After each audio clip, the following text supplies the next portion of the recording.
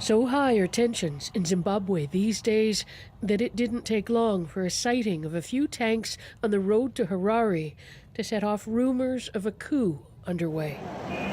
For many who live in a country staggering under the weight of poverty born of government corruption and mismanagement, the rumors are welcome. What is needed right now in Zimbabwe is to remove this Mugabe family in power. If there is this implosion, the implosion is good for the citizenry of Zimbabwe. The current tensions are part of an ongoing power struggle within the ruling ZANU-PF party, Robert Mugabe at its head and that of the country for nearly 4 decades. The 93-year-old says he'll run in elections again next year, but has been championing his wife Grace as his eventual successor. A former secretary, 40 years Mugabe's junior, she's been living lavishly and building or buying a power base of her own. I love my president. I respect my president. I will help you to make this country prosper. Last week, Mugabe fired his wife's main rival, the vice president Emerson Mnangagwa, a former intelligence chief who enjoys the support of the army. He has since fled the country, but yesterday the head of Zimbabwe's defense forces issued a warning aimed at those who would harm his supporters. In other words, Robert Mugabe. We must remind those behind the current treacherous shenanigans that when it comes to matters of protecting our revolution, the military will not hesitate to step in. Amen.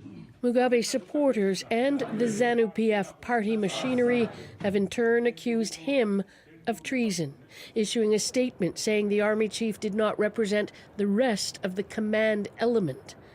And so the table has been laid.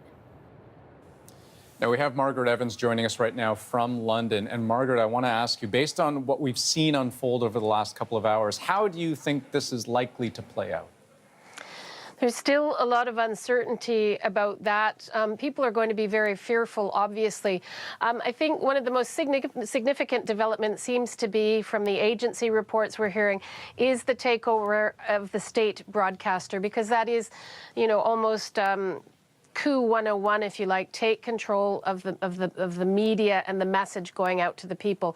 We are also hearing some reports of explosions, so people will be fearing violence. But it's still really a little too soon to tell. And talking to people earlier, they described it a little bit as potentially two sides sizing each other up, basically testing the waters to see whether they have the backing to bring this together. But you basically see right now a very strong challenge to Mugabe by the military. This is a really big open split for Zimbabwe, one that we haven't seen to this degree before now, really.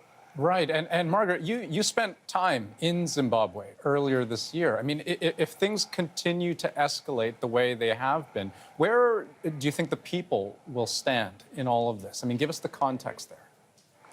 Well, as I said earlier, I think people are going to be worried about violence, and I think that will be the highest thing in their minds. If this really does seem like it might be a fight between the military and potentially the police who might be supporting Robert Mugabe. So that's going to be their biggest thing.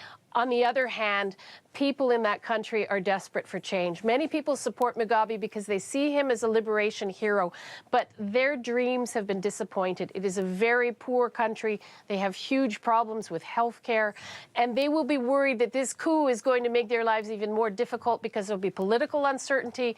Tourist dollars are going to drop. People are not going to be wanting to go to Victoria Falls, and those kinds of issues, the survival of their families in terms of the economy, will be really high. All right. Margaret Evans watching the situation for us tonight from London. Thanks so much.